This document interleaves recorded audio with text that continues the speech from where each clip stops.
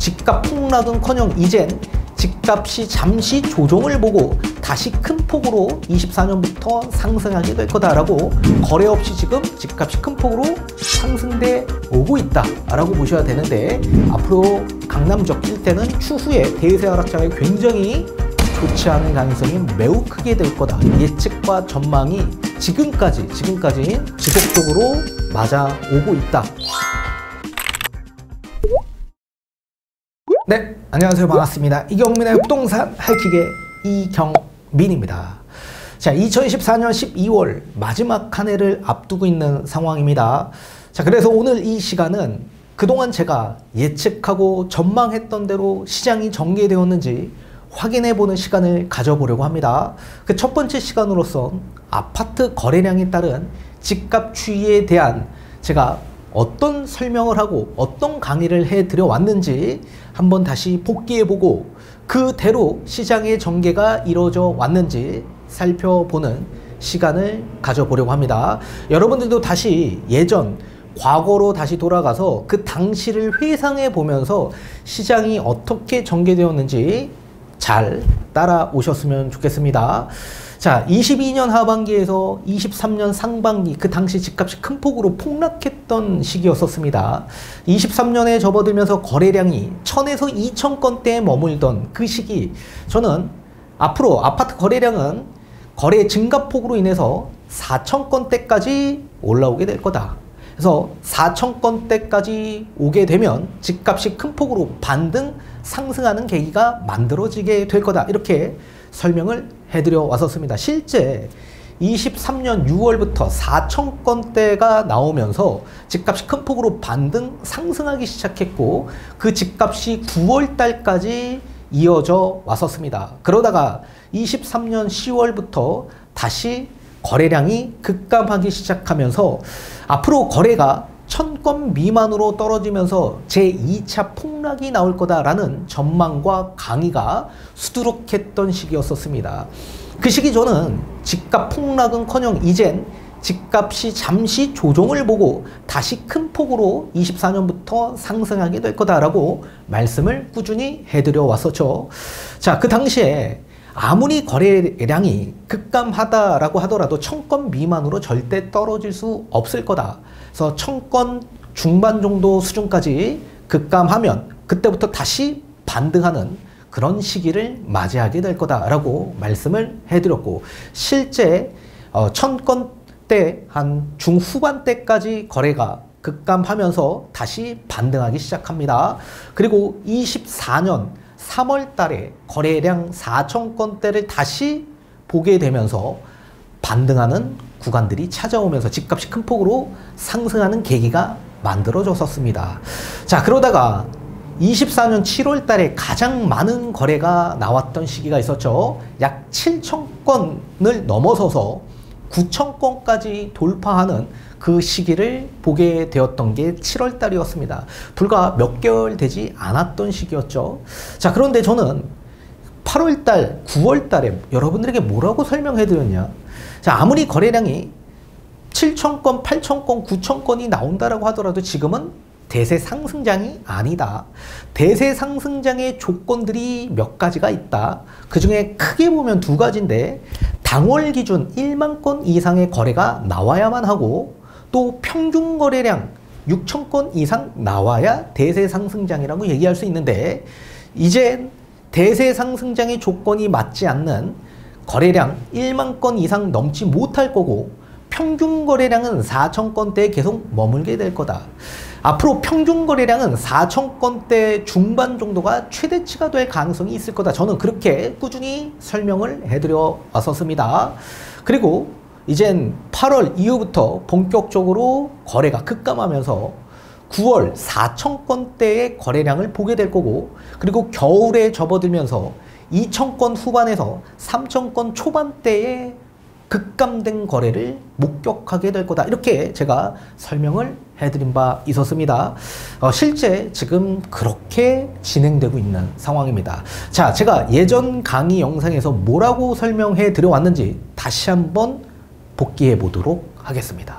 자, 서울 아파트 집값이 상승하기 위해서는 거래량이 동반돼야만 합니다. 자, 다만 총 거래량도 중요한 지표로 삼을 수 있지만 그보다 더 중요한 최소 거래량에서 최대 거래량의 그 증가폭을 알아야만 합니다. 자, 따라서 집값이 하락했던 시점 기준에서 최소 거래량의 최대 거래량 그 증가폭을 한번 살펴보도록 하겠고, 그 증가폭을 알아야지만 지금의 위치를 우리가 어느 정도 가늠해 볼 수 있습니다. 그리고 지금 위치에서 어느 정도의 거래량이 더 나와야지만 상승으로 전환될 수 있을지도 우리가 예측할 수 있을 겁니다. 이 거래량 증가폭, 이게 왜 중요하냐면 에너지를 보는 겁니다. 수요가 얼마만큼 심리가 개선되어서 거래를 했는지 그 에너지량을 보는 겁니다. 자, 따라서 537%가 나왔다. 자, 그렇다면 서울의 대세 하락장이 왔던 시기에 700%의 거래량 증가폭이 나오면서 집값이 엄청난 상승이 이어졌었죠. 자, 그렇다면 700% 정도의 상승이 나오기 위해서는 서울 아파트 거래량이 약 4,000건 정도가 돼야지만 700% 이상의 거래량 증가폭이 나올 수가 있는 겁니다. 따라서 이제 멀지 않는 시기에 4,000건 이상이 돌파될 가능성이 있고, 4,000건 이상 돌파가 된다면 상승으로 전환될 거다. 기억해 두십시오. 이제 멀지 않은 것 같습니다. 서울 아파트 기준 평균 거래량은 6,000건 이상 나와야 정상적입니다. 자, 그런데도 불구하고 집값이 아무리 반등해도 6,000건 이상은커녕 가장 높게 나왔던 수치가 2013년 8월 달에 3,900건대로 집계가 된 게 가장 높은 수치였습니다. 그런데 불과 3달 만인 2013년 11월 달에 2,000건대가 이탈이 되고 1,800여 건대로 집계가 됩니다. 거래가 엄청나게 급감하기 시작했죠. 그리고 집값이 하락했던 2022년 역대 최소치의 거래량이 집계가 되는데 10월 달에 약 550건대로 집계가 되었습니다. 그래서 일각에서는 다시 2차 폭락이 오면서 2022년도 그 시기에 거래처럼 다시 엄청난 급감이 시작할 거다, 이렇게 전망을 하고 있는 상황입니다.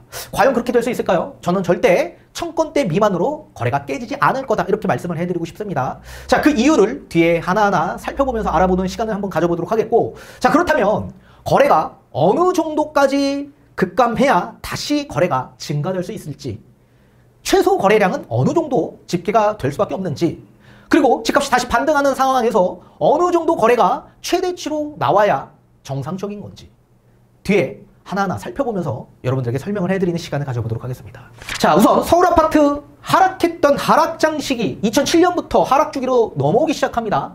자, 그리고 나서 역대 그 당시 최소 거래량이 2008년 11월 달에 집값이 하락하면서 936건으로 1,000건대를 이탈하기 시작합니다.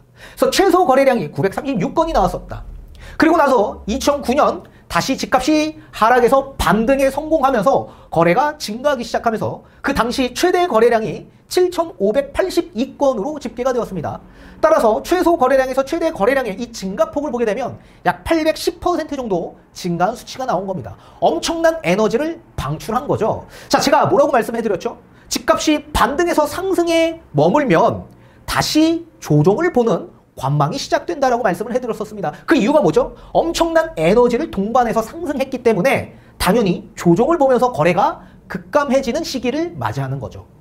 자, 그리고 나서 이따 뒤에 가서 다시 한번 보여드릴 텐데 다시 거래가 얼마만큼 감소를 해야 다시 반등할 수밖에 없는지 이따 뒤에 감소폭을 한번 살펴보도록 하겠습니다. 그러면 2022년 집값이 하락했던 시기 역대 최소의 거래량이 집계가 되었는데 10월 달에 559건이 집계가 되었습니다. 자, 그리고 나서 집값이 반등한 이후에는 거래가 어느 정도 동반이 됐는지 제가 1년 전에 여러분들에게 강의 영상에서 다뤄드린 바 있었습니다. 자, 그 당시에 제가 뭐라고 말씀드렸냐면 아무리 최대치로 거래가 찍혀도 4,000건 정도밖에 되지 않을 거다, 이렇게 제가 말씀을 해드린 바 있었죠.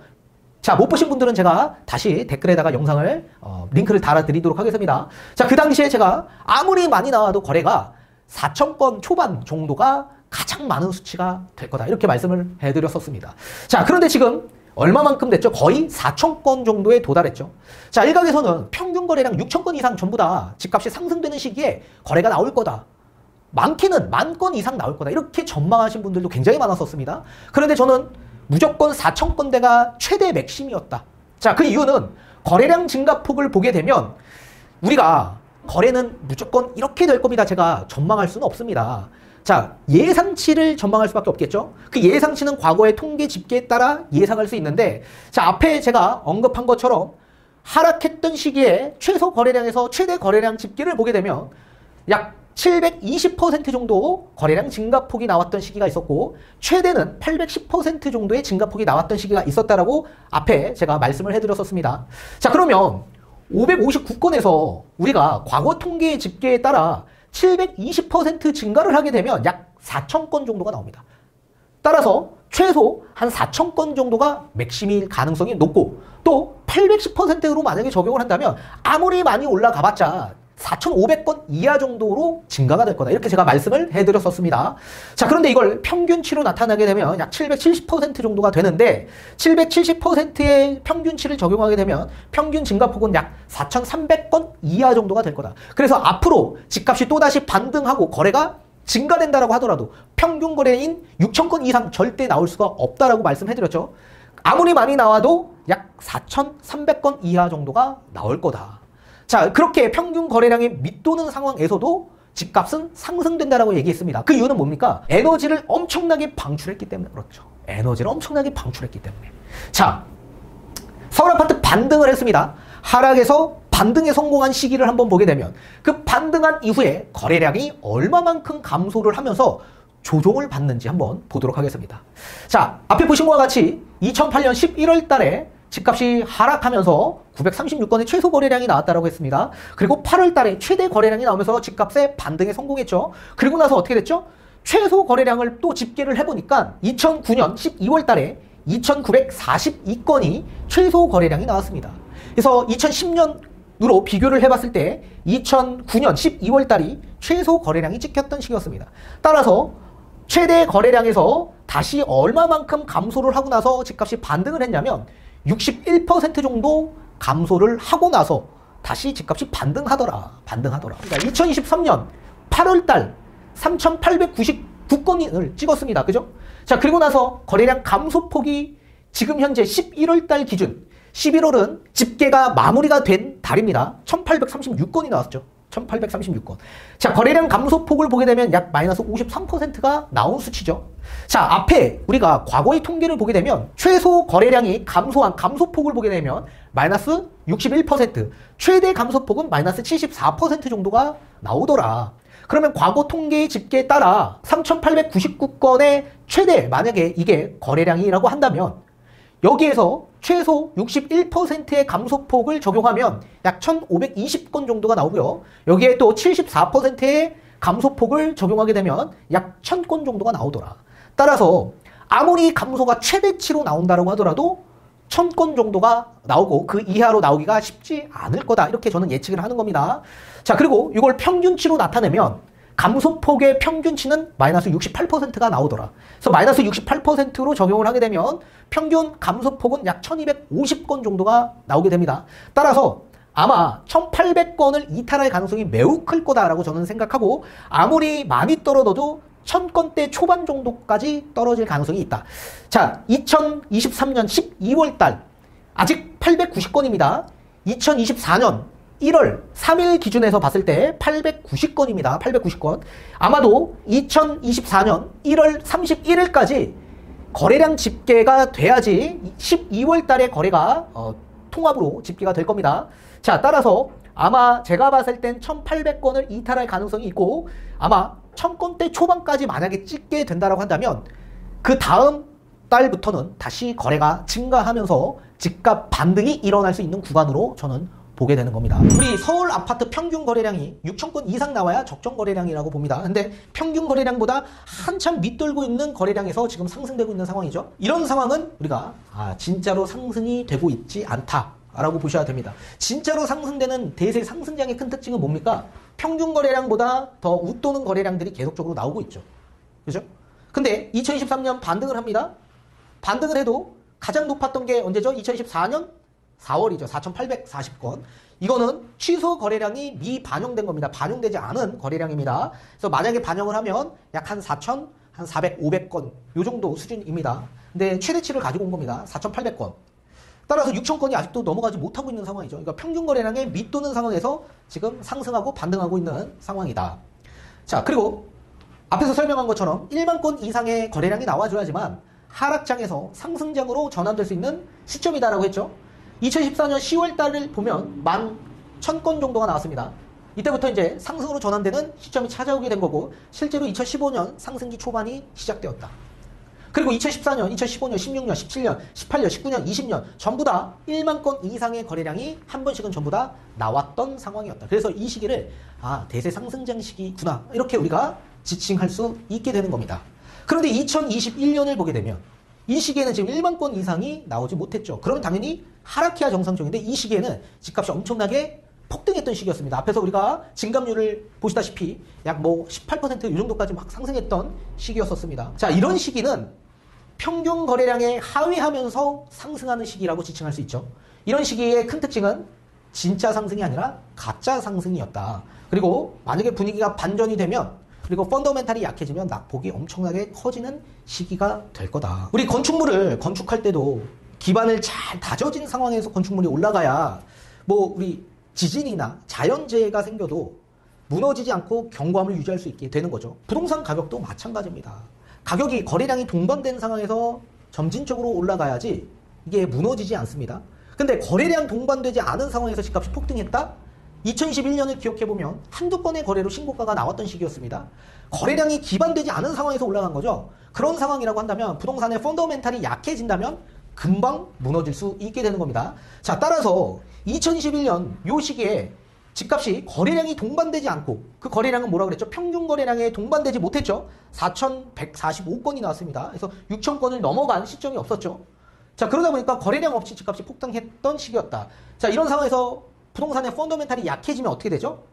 거래량이 엄청나게 터졌던 시기로 다시 집값이 뚝 떨어질 수 있습니다. 그 시기가 언제죠? 2020년 6월달, 7월달 요 수준까지 금액이 뚝 떨어지게 되는 겁니다. 그러면서 여기서 어떻게 되냐면 거래량이 터지기 시작합니다. 그래서 거래가 갑자기 쭉 되다가 근데 이 6월달, 7월달의 가격이 무너지게 되면 어떻게 됩니까? 다시 뒤로 밀리게 됩니다. 그러면서 2020년 1월달 또는 2019년 11월, 12월 거래량이 엄청나게 터졌던 1만 건 이상 터졌던 요 시기 금액대까지 다시 떨어질 수 있게 되는 거다. 그러면서 실제 제가 말씀해드린 것처럼 2020년 6월, 7월 달 가격대까지 뚝 떨어지다가, 그죠? 2022년 상반기 요 시기 때까지 떨어지다가, 이제 하반기로 접어들면서 어떻게 됩니까? 2020년 1월 달, 또는 많이 떨어진 지역은 2019년 11월, 12월 달, 요 수준까지 가격이 급격하게 폭락한 그런 아파트들이 굉장히 많이 있었을 겁니다.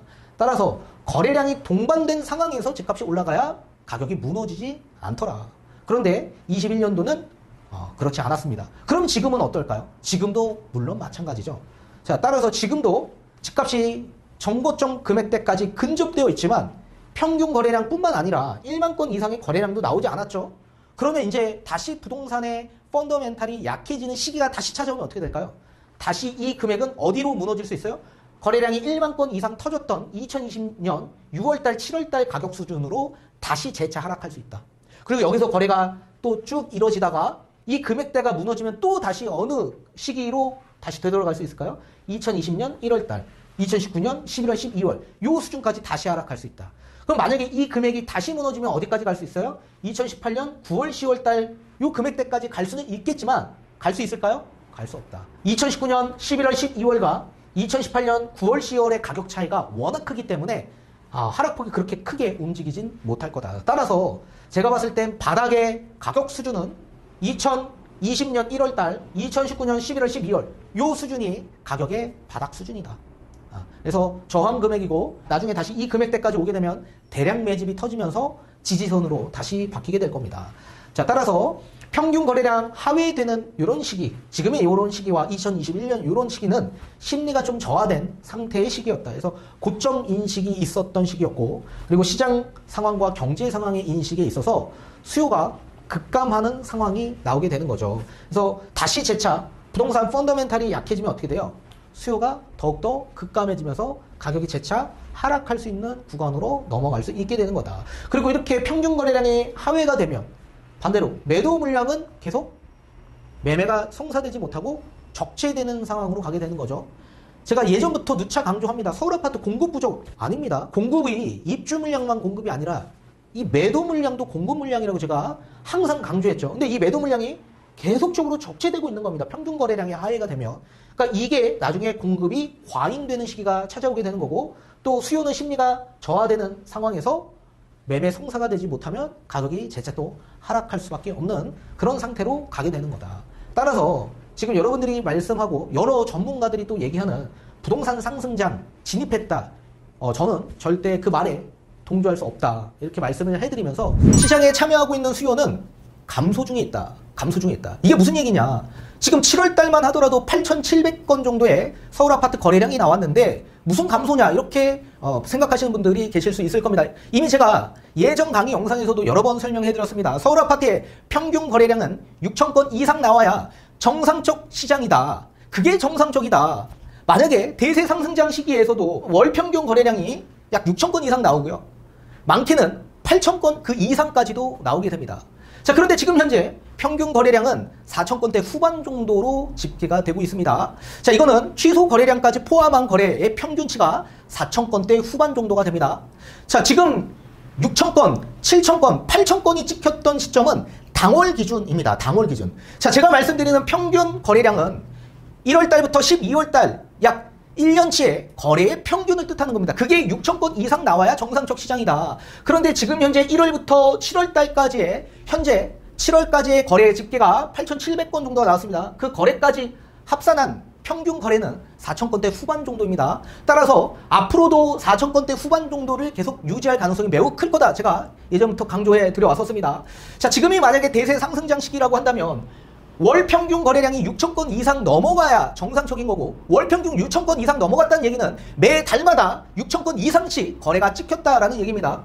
그리고 당월 기준은 약 1만 건 이상 나오는 거래도 포함되어 있습니다. 그런데 지금은 이런 거래가 나오지 않고 있는 상황이죠. 따라서 평균 거래량 6,000건 이상 지금 초과되지 않는 시장이기 때문에 아직도 수요가 감소되고 있다. 시장에 참여하고 있는 수요는 감소 중에 있는 상황이다. 그래서 집을 매수하고자 하는 수요보다 오히려 집을 매수하지 않고자 하는 수요가 더 많다라는 얘기입니다. 수요가 감소되고 또 침체 현상의 인식으로 앞으로 거래량이 더욱더 급감해질 가능성이 매우 커질 겁니다. 저는 개인적으로 다시 4분기로 접어들면서 거래량 2,000건대를 다시 보게 될 겁니다. 2,000건대. 지금 현재 8,700건대입니다. 그런데 8월 달에 거래가 급감했습니다. 약 30% 정도 거래가 7월 대비 급감한 상황입니다. 2024년 8월 31일 기준에서 7월 달보다 지금 현재의 30% 감소된 수치로 지금 발표되고 있는 상황입니다. 이런 상태에서 아마 8월 달은 5,000건대 후반 또는 6,000건 정도 수준에서 아마 거래가 찍힐 가능성이 있고, 이제 9월부터 대출 규제가 본격적으로 들어가면서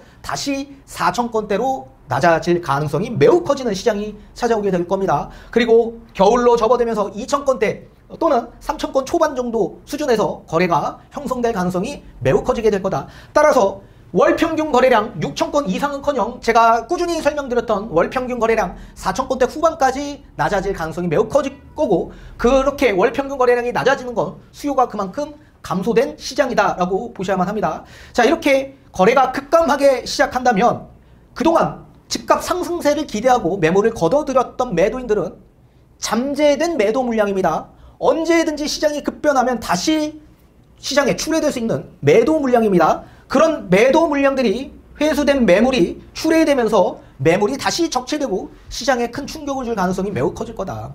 그동안 우리가 이게 착시효과라고 했습니다. 매물이 감소되는 건 거래가 증가돼서 매물이 감소되는 것도 있지만 매물들을 대부분 다 걷어들였다. 집값이 높아지는데 이 금액에 내가 매도할 수는 없는 거 아닙니까? 그러니까 매물을 걷어들이고 지켜보는 겁니다.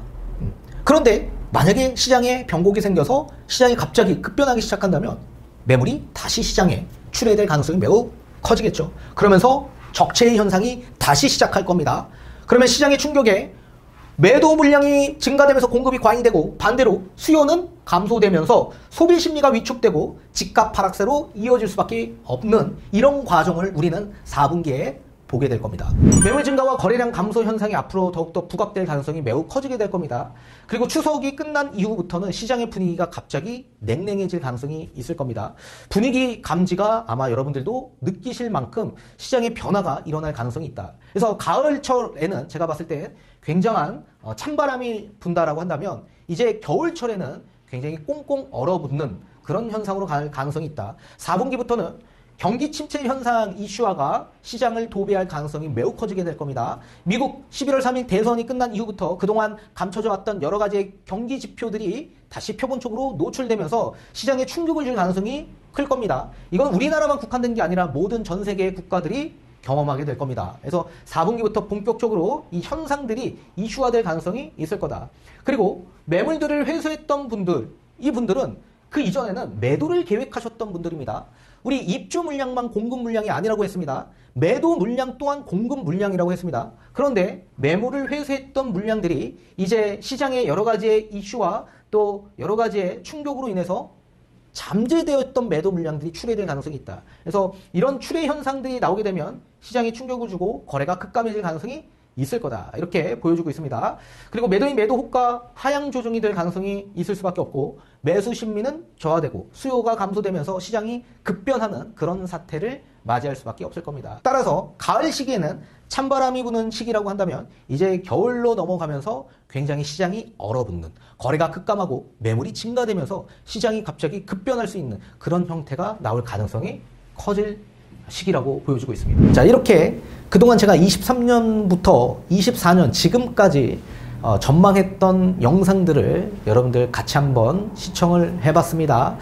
실제 거래가 그렇게 진행이 되어 왔던 걸 확인해 볼 수가 있었습니다. 자, 우선적으로 아파트 거래량을 보게 되면 2014년부터 앞에서 제가 설명을 해드려 왔었죠. 자, 이 빨간색이 1만 건 이상이 넘었던 거래인데 14년부터 지속적으로 이제 회복하고 반등하는 상승기 초입 구간이라고 제가 말씀해 드렸고, 이때부터는 이제 본격적으로 대세 상승장 초입 구간으로 접어들었던 시기였죠. 14년, 15년, 16년, 17년, 18년, 19년, 20년도까지 다 1만 건 이상의 거래가 나왔었습니다. 그죠? 그리고 21년도 1만 건 이상의 거래가 나오지 않았었죠. 그래서 앞에서 제가 이건 쭉 설명해 드려 왔었습니다. 그래서 거래 없이 올라간 건 가짜 상승이다. 이렇게 설명해 드렸고, 21년도 집값 상승의 금액은 당연히 펀더멘탈이 약해지는 그 시기에 거래가 뚝 떨어지면서 아파트 가격이 6월달, 7월달까지 내려오게 될 거고, 여기 이 금액이 또 무너지게 되면 2020년 1월부터 19년 11월, 12월 달 금액대까지 다시 하락하게 될 거다. 이렇게 설명을 해드려 왔었습니다. 자, 그리고 22년도에도 당연히 거래가 엄청나게 급감해서 22년도에는 제가 제외를 했고, 23년도에도 보게 돼도 평균 거래량이 3,000건 정도밖에 되지 않습니다. 평균 거래량 6,000건 이상 넘어가야 된다라고 했죠. 근데 실제 21년도도 넘어가지 않았고, 그죠? 그리고 23년도에도 넘어가지 않았고 22년도에도 넘어가지 않았습니다. 그리고 24년도를 보게 되면 어떻습니까? 지금도 마찬가지 넘어가지 않은 상황이죠. 자, 우선적으로 23년도를 보게 되면 요 6월 달에 4,000건이 나오기 시작했죠. 그죠? 4,000건이 나오면서 6월부터 집값이 큰 폭으로 상승하기 시작하면서 9월 달까지 유지가 되다가 10월부터 집값이 조정을 받던 시기였습니다. 자, 그러면서 이제 10월 이후부터 거래량이 1,000건 미만으로 또 다시 뭐 500여 건의 거래를 보게 될 거다. 이런 얘기들이 많이 나왔던 시기였는데, 제가 아무리 많이 거래가 급감하더라도 1,000건대 초중반대까지 낮아지다가 다시 반등하게 될 거다라고 말씀해 드렸는데 12월이 가장 낮았던 시기였습니다. 자, 그러면서 다시 이제 거래가 반등하기 시작했고, 24년 3월 달에 또 4,000건을 돌파하면서 이때부터 또 집값이 반등 상승하기 시작하면서 7월 달이 가장 높은 거래가 나왔습니다. 그래서 한 9,000건까지 지금 현재 거래가 집계되었는데, 제가 또 다시 4,000건 정도로 거래 급감 현상이 나올 거다라고 했는데 9월 달에 더 많은 거래 급감이 나왔습니다. 3,000건 정도가 나왔고요. 또 겨울에 접어들면서 제가 2,000건 후반에서 3,000건 초반대의 거래를 보게 될 거다라고 말씀해 드렸죠. 근데 실제로 3,000건대 거래가 계속 나오기 시작했고, 11월 기준에서 보게 되면 아직 거래 기한이 남아 있습니다. 아직 남아 있고, 지금 현재 시일이 12월 18일 기준입니다. 그래서 아직 거래 기한이 남아있는 상황이지만 지금까지 보게 되면 10월 대비 11월 약 15% 정도의 거래 급감 현상이 나오고 있는 상황입니다. 그래서 10월달 3,749건에 15% 정도 이제 급감한 거래를 지표해 봤더니 3,200건 정도로 집계가 되었습니다. 지금 18일까지 2,986건으로 집계가 되었지만 이제 15%포인트 더 적게 집계를 해본 결과 3,200건 정도 나올 가능성이 있다, 이렇게 판단할 수 있고요. 12월 달은 아직까지는 454건, 뭐 거래 기한이 많이 남아있죠. 자, 그렇다라고 하더라도 지금 현재 11월 달 대비해서 약 25%포인트 더 급감한 거래를 보이고 있는 상황입니다. 자, 그래서 계산을 해봤더니 3,200건 정도가 나온다면 여기에 25%포인트 급감한 거래 집계를 해보니까 2,400건 정도 나올 가능성이 있을 거다, 이렇게 지금까지 기준에서 판단해 볼 수가 있습니다.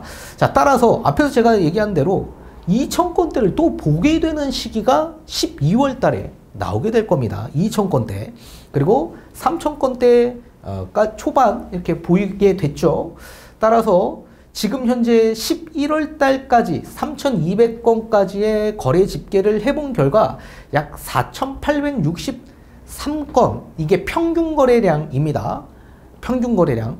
그리고 12월 달 2,400건이 나올다라고 가정을 하고 12개월로 이제 평균을 조사해 봤더니 약 4,658건 정도가 나왔다. 그래서 평균 거래량 6,000건 그 아래로 하회되는 거래가 나오고 있는 상황이다 라고 보셔야 됩니다. 그래서 거래 없이 지금 집값이 큰 폭으로 상승돼 오고 있다 라고 보셔야 되는데, 21년보다 24년도의 거래가 더 많은 걸 보실 수가 있습니다. 그죠?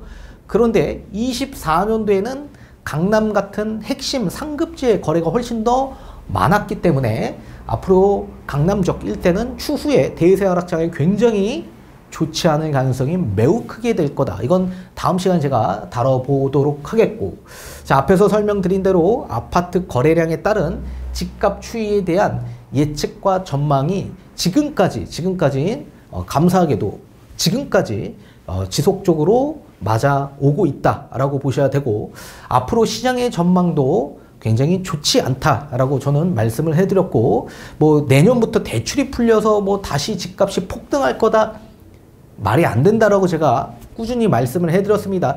대출 규제가 갑자기 한순간에 다 풀어지는 게 아니라 일시적으로 하나하나씩 조금씩 완화되지만 총량 규제는 계속 있는 겁니다. 여러분들 착각하면 안 됩니다. 이 총량 규제가 뭐 한꺼번에 다 풀어지는 게 아니고, 뭐 대출을 뭐 한꺼번에 다 받아서 뭐 집을 사는 것도 아닙니다. 경기가 어렵고 경기가 침체되는 현상에 아무리 대출이 완화가 되고 금리가 낮아진다라고 한들 사람들이 그런 심리가 갑자기 또 급변해서 집을 사고자 하는 심리로 변화되는 게 아닙니다. 그래서 추세의 방향 자체가 심리가 지금 꺾여 있는 상황이기 때문에, 그리고 평균 거래량이 지금 하회되고 있다는 얘기는 그만큼 집을 사기보다는 사지 않으려고 하는 수요가 훨씬 더 많다라는 얘기죠. 그래서 지금의 심리의 변화가 지속적으로 이렇게 유지될 가능성이 크게 될 거다, 이렇게 말씀을 해드리고 싶습니다.